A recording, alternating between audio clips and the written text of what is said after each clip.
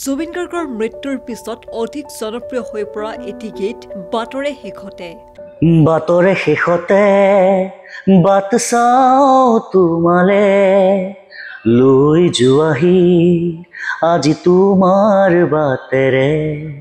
জুবিন গাৰ্গৰ মৃত্যুৰ এসপ্তাহ পূৰ্বে মুক্তি দিয়া হৈছিল এই গীতটো। জুবিন গাৰ্গে জীৱনকালত মুক্তি দিয়া এইটো হৈছে শেষৰটো অসমীয়া গীত। বৰ্তমান সময়ত গীতটোৰ সমান্তৰালকৈ চৰ্চালৈ আহিছে গীতিকাৰজনৰ কথা। উত্তৰ গুৱাহাটীৰ অভয়পুৰ নিবাসী গীতিকাৰ কণ্ঠশিল্পী বিজিত তামুলীয়ে ৰচনা কৰিছিল এই জনপ্ৰিয় গীতটো।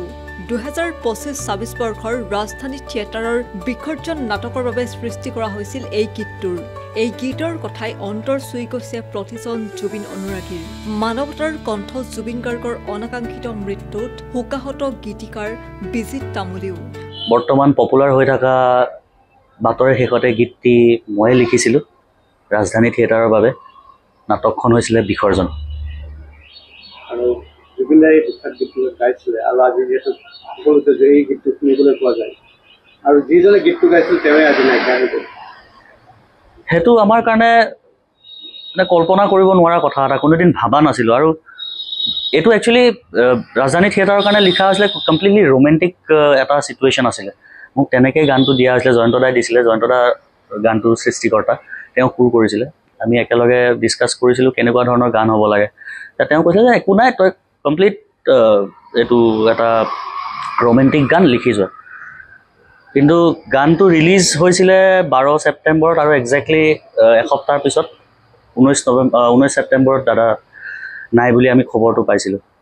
আৰু দাদা ঢুকোৱাৰ পিছত মই গম পাইছিলোঁ বা আমি গম পাইছিলোঁ যে এইটো খুব সম্ভৱ তেওঁ জীয়াই থকা অৱস্থাত শেষ গীত ৰিলিজ হৈ যোৱা।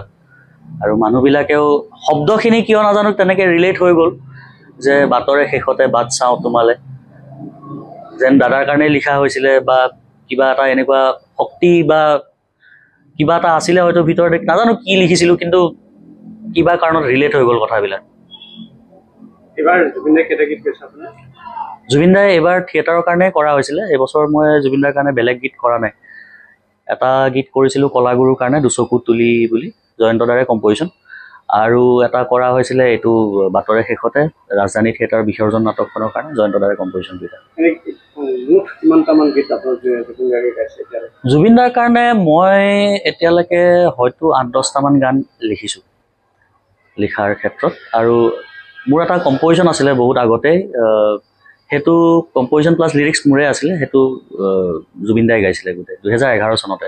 অন্যান্য বাতৰিৰ বাবে চাই থাকক নিউজ ডেস্ক ৰিপৰ্ট।